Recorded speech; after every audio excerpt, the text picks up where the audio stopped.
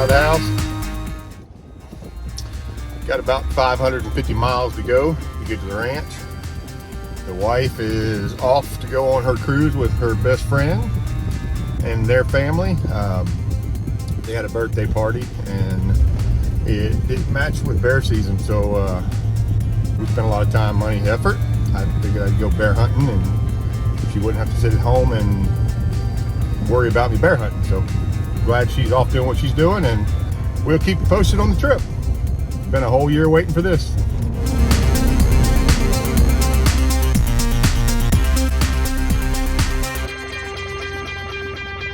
All right, well, took 10.5 hours, but we just got to the gate, and gonna start this bear season off. So we got a couple days till we can hunt, but we've got a lot of stuff to do between now and then. And we're still seeing bears on camera, but we're starting to hear some white oaks falling. So we'll see how it turns out. Keep you posted.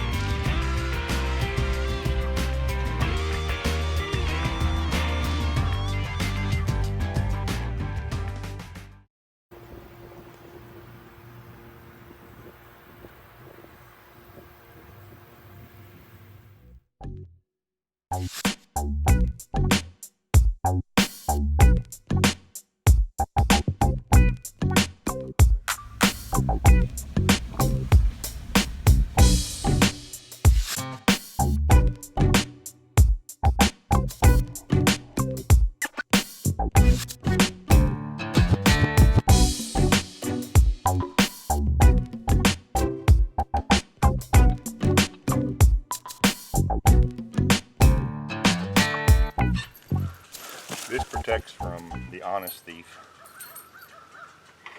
This vault protects from the bears.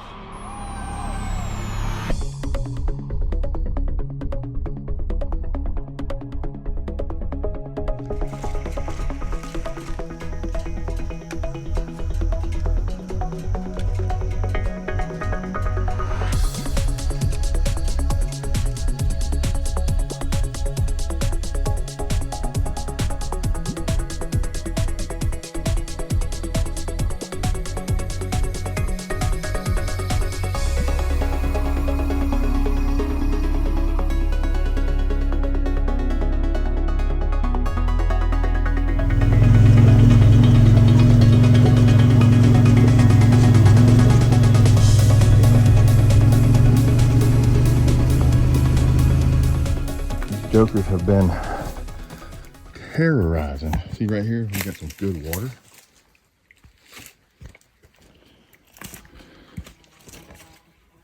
There's my cave. If you look in here, this goes way back underneath there into a cavern. I mean, you can take, if you look, this is all wide open. So this is hollow and it's full of water. And this is my natural spring. We have about 20 different bears on camera on this, on my place here. We're looking through, and all of the berries that we planted and all of the shrubs we planted in the timber stand improvement, we did a lot of hinge cutting, so they're now starting to eat all of that. And they are here because of the water. You know, we just went and looked at the spring, and this is about 500 yards downstream. There's still water in the spring, so I'm going to show you the shooting house we made so that we can sit here in comfort during bow season.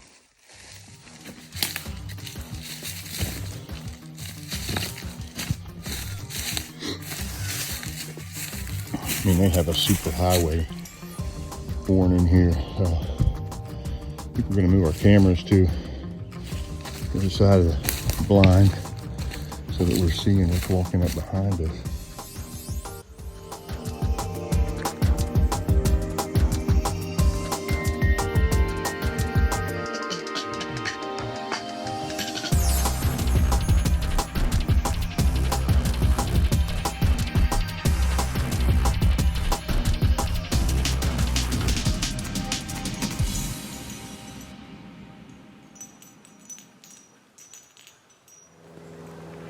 So there's multiple different types of harnesses you can get. You see a lot of guys using the saddles and things like that. I went and bought a rock climbing harness. It's not a shock load harness. I have a regular rappellant harness, but this works good. It's very light, it's about 2 pounds total. And I went ahead and bought the chest rig for it. Very simple. Just goes over, and all it does is you have a carabiner, just the rope goes through. It keeps you upright if you fall.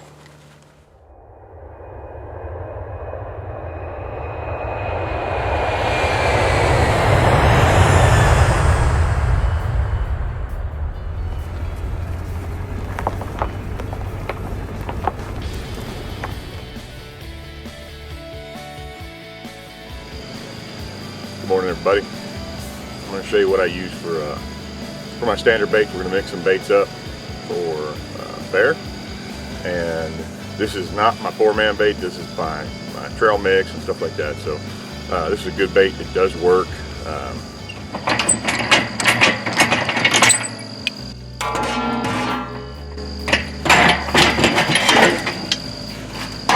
right, basically what we take about 5 scoops of this trail mix.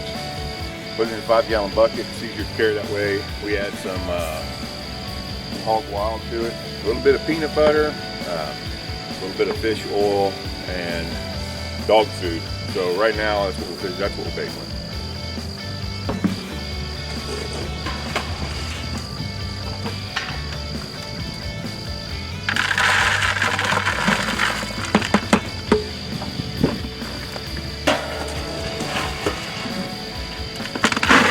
My goal is this year, once we start putting these nuts in the barrel, that maybe that'll keep them on the barrel a little bit longer so we can still see them. Last year they disappeared as soon as the white oaks fell, and unfortunately I'm starting to hear the white oaks hit the top of the cabin. This is dough and sugar and icing mixed together. When you fill it into barrels with small holes, this will actually slow down the flow of anything else that you put in there with Pop-Tarts.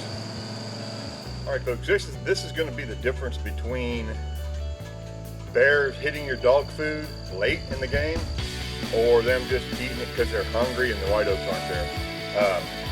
This is the only thing we found that kind of keeps them to the baits, so we can put all the good stuff in the baits. And this is dog food, and the dog food will be saturated in this wonderful substance here that we got from Big P's Barbecue in Sour Lake, Texas. It looks like used fish oil, used fryer oil. Oh, it stinks too, with all the barbecue drippings in it.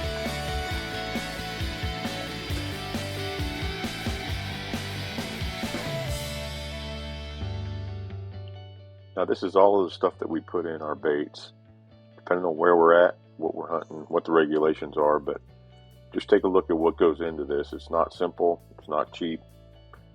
Some of it's natural, some of it we plant, some of it we buy at the store.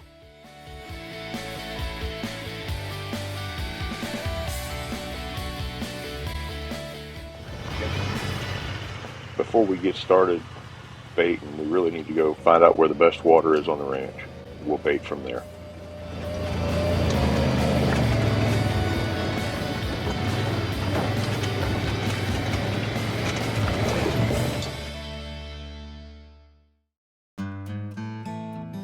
All right, got some cold running water in here. If you look right back here, look right here, we got a good spot there. It's pretty thick in here. We're gonna go ahead and recover what's left of my camera and then head out. But this is the spring, the head on Outsiders Ranch, the head to the creek. So the spring runs all year.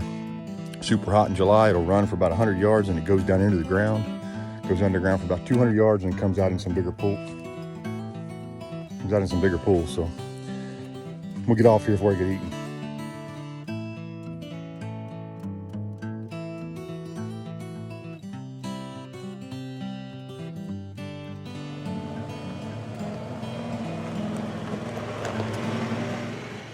let's go select our barrel type and get some baits out.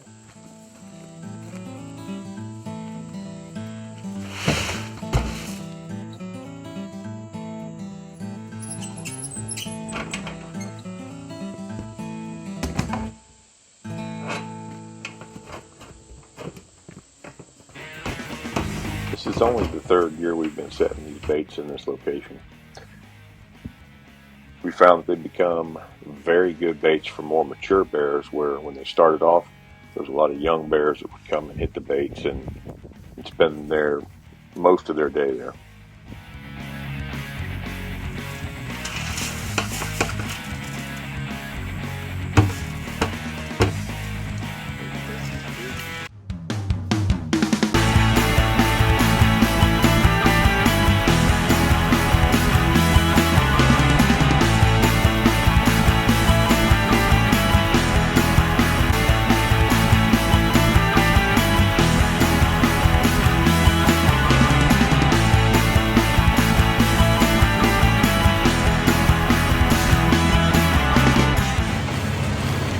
Recently we've had two giant bears coming in here. I think it's because we got so much bear activity down there. Big bears like to come in. They come in from the dark woods behind us in the creek and get this bait. So we added some PB&J protein bars from R1, and it seems to work well. Keeps the smell of the peanut butter in here. Add that with some dog food and some oil. Golden.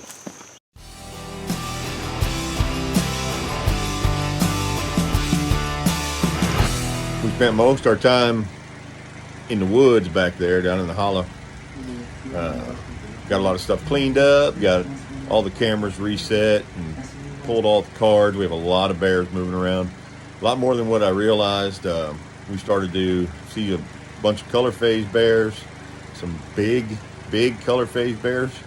Better than last year. Last year we had 3 sets of twins and another single cub, and they were all first-year cubs. This year, I think we got all the adolescent cubs here. They're all still on the ranch, but the mating season's done. They split up right before that. Now, what we're seeing is we're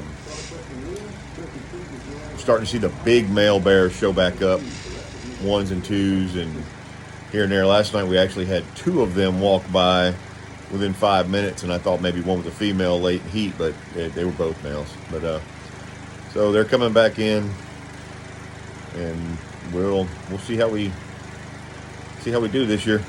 I'll keep everybody posted.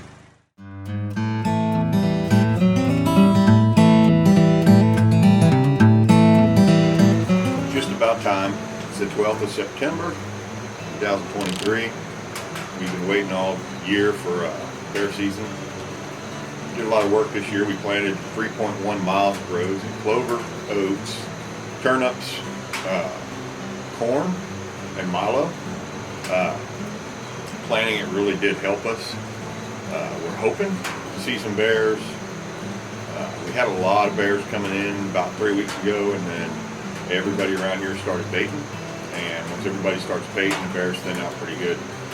Walked the woods yesterday. We spent about 2 or 3 hours in the woods on one section of the property just to check the white oaks, and it looks like they're dropping a few here and there, but it's not raining. It's not raining white oaks. We had good rain last night, cold front coming through. It's looking like it's going to be in the mid-70s, lows in the 50s at night, or low 50s. We may see some acorns start dropping. We're going to go freshen the vase up one more time, and then we'll go out early in the morning and see what we can do. I've got a couple of small bears coming in. My dilemma is, do I shoot one of the smaller bears because the acorns are about to start falling and we haven't seen the big bears in the daylight, or do I sit on the small bears and hope they don't disappear? I've had a lot of support this year from the wife. I've had support from guys at work, Bobby, Jared, Eric Niebergall, and Chris Butler, Corbin, my son. They all came out. They helped us burn. They helped us cut. My wife, of course, the dogs. So hopefully we have a successful bear hunt. Now let's take a look at what we did the day before the opener.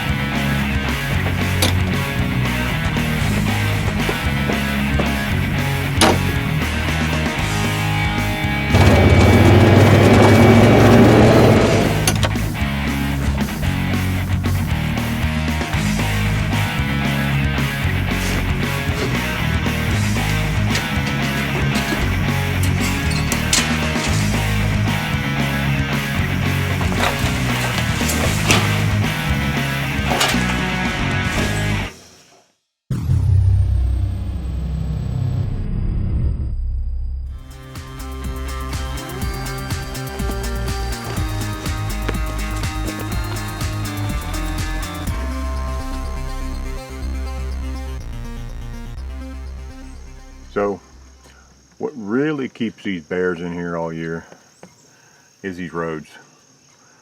Now that may sound crazy, but I have more pictures of bears eating the clover and the grass and the corn and the milo that was planted on these roads in the spring, and they've been eating them all year. So it is absolutely a staple.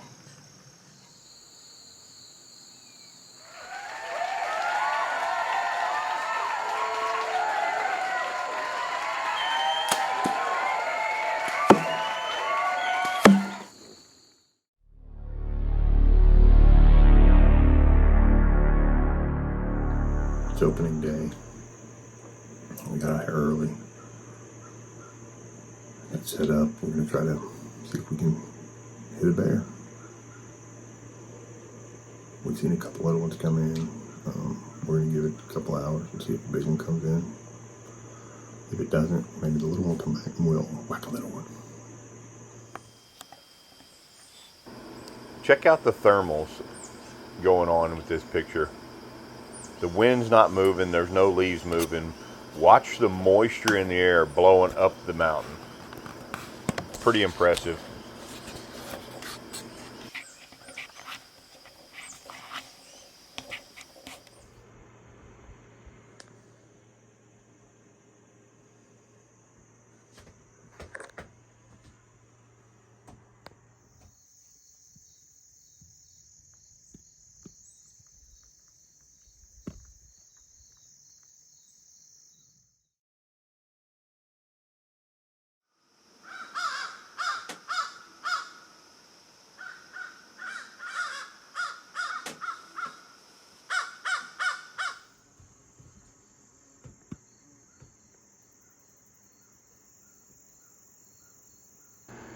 Just like every other hunting adventure, while we were eating lunch, this fella showed up.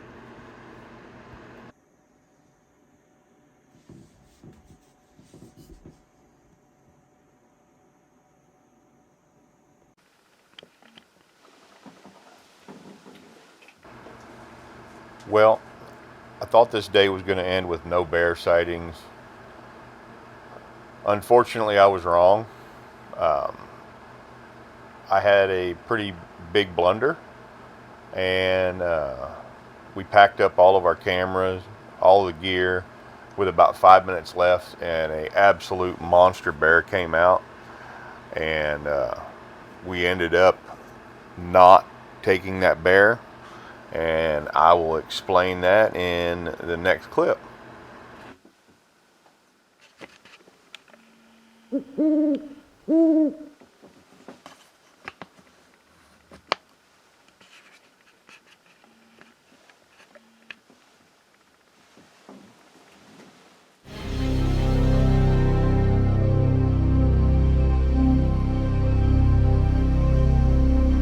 Well, I'm going to tell you a story about opening day. Started off slow. Didn't see any bears in the morning. Stayed out there all day. Went, took an hour and a half break for lunch. When we took a break, there was a bear at the camera. Imagine that, right? So we get back in there, we sat and sat and sat and sat and sat, and I could hear the white oaks hitting the top of the stand. And I had 5 minutes of shooting left. Kept watching the clock, and I had about 6 cameras out. So I took the cameras, my video cameras, and the Tacticam, and I turned them all off and folded the crossbow on the bog pod, and about 4 minutes before shooting light ended, it looked like a black panel van moving through the cedars behind my baits. I looked, I'm like, that looks like a bear. And it was a big bear. And it was a bear that was probably a foot taller than a barrel standing up. I have a 60-gallon drum out there, and this thing just dwarfed it. It was the biggest bear I've ever seen on my property. So I'm nervous as a cat in a rocking chair factory. I ended up getting my camera back, turned the camera back on. It kind of crowded my crossbow. So I ended up setting the crossbow up. I turned on my little lighted knock inside or lighted reticles inside my crossbow sight, and I ranged them at 50 yards, which is not a problem for that mission sub 1 crossbow. So I waited. I was breathing like you would not believe. I don't get buck fever anymore, but I got bear fever, and I ended up. The bear was about 10 feet to the right of the barrels, and I was sitting back in my deer stand about 3 or 4 feet, and the shot felt so good. I went and I put the 50-yard right on it. It was standing there broadside, and I squeezed the trigger, and it bang, and the bear trotted off. And I'm like, did I hit the bear? And I realized that was not the sound of a bear being hit. It was the sound of my arrow hitting the edge of my aluminum windowsill. I was absolutely devastated. So I pulled the card out of the camera, left everything alone, went back up to the cabin, and sure enough, I turned the camera on, but I didn't hit record. So lo and behold, my absolute worst blunder I've made in years hunting didn't make it onto film, but I'm going to tell you about it because it's the right thing to do. Now I have the pictures of the I got the arrow. I took a picture of the notch that it cut out of the aluminum, and believe it or not, it hit so hard that it shattered the back end, blew the knock out of it, blew the fletchings off, all but one fletching. And when I went to check the bait where that bear was standing, that arrow was laying on the ground 50 yards away, straight in line. So it was that accurate. Thank goodness it didn't hit the bear, but I recovered that arrow and the fletchings and the pieces of it. So very interesting. Didn't give up, but I did decide that I really wanted that big bear, but if I had another bear come in, then I would take that bear. And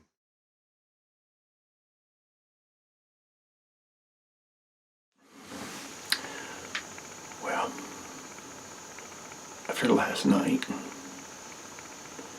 I'm going to sit here till dark again and hope that that monster gives me a second chance, because I'm not going to hit the windowsill this time. I need to go buy more broadheads today after killing that pig and killing my window. Day 2 morning was a bust. Decided to go get something to eat. My neighbor made some cowboy cookies, and I went into town and bought some more broadheads, and when I was gone, this fella showed up. When we got back from lunch, we decided to drive down to the stand instead of walk the mile into the stand. Wasn't sure if that was going to affect the bears, but it hadn't in the past, so we gave it a shot. We didn't want to wait any longer because we had that bear that was coming in at lunchtime. The rest of the afternoon proved to be pretty slow till about 6:40.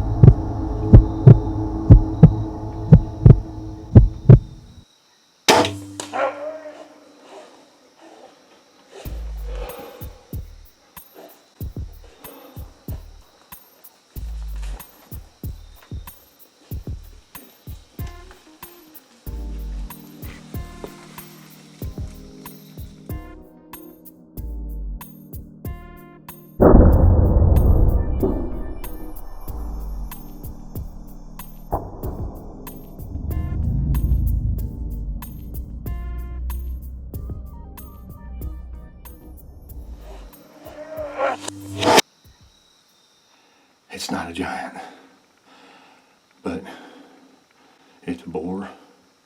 It's a 3-year-old bear. I know that bear. We're gonna let it die. We're gonna recover it. It slid right down the road too, so hopefully it won't be too bad. Thank you, God.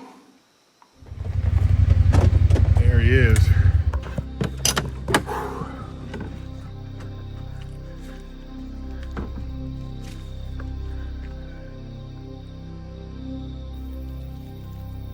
Pretty bear.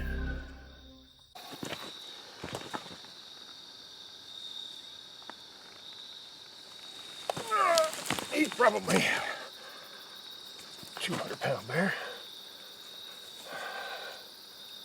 He'd hurt you.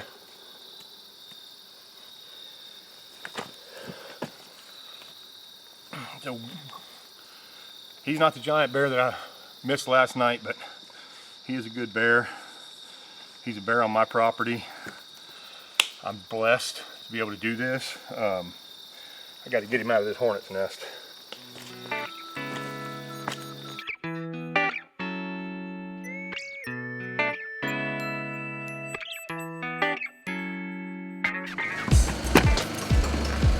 All right, we're gonna go ahead and fill out our game tag and get this thing with the carcass.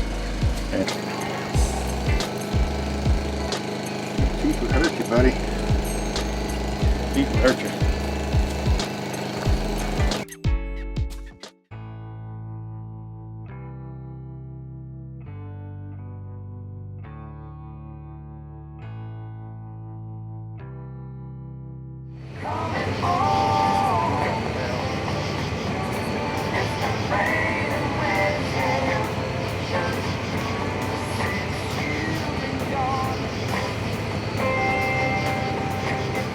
I just want to show what we're doing here so that we're not cutting the hide. We're trying to just get the fat and leave the fat on the body.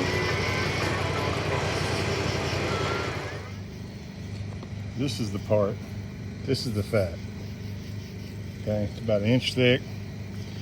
When you get all the fat off, that's what you render down to get your bear grease and your oil from.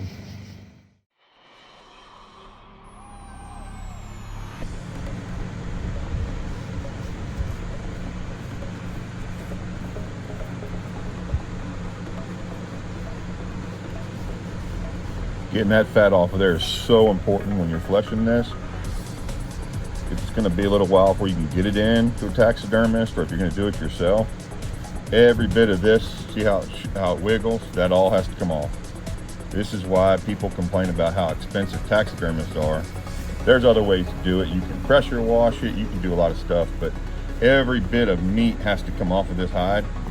What I'll do is I will work this over, I'll salt the whole hide, and then I'll come back and I usually put some borax on it on the second round after I have borax. 20 mule team borax is a preservative that'll work. So this does help. Even if you're not going to do taxidermy on your own, you need to understand that if you're in the backwoods, you always want to bring some salt with you. Not iodized salt, but turning the lips, turning the ears are very important. Also, you need to be prepared that bears are very similar to human beings. So I've added this to show just how similar and eerie it can be, but be prepared. Sorry if it kind of grosses you out, but you need to really be prepared for that.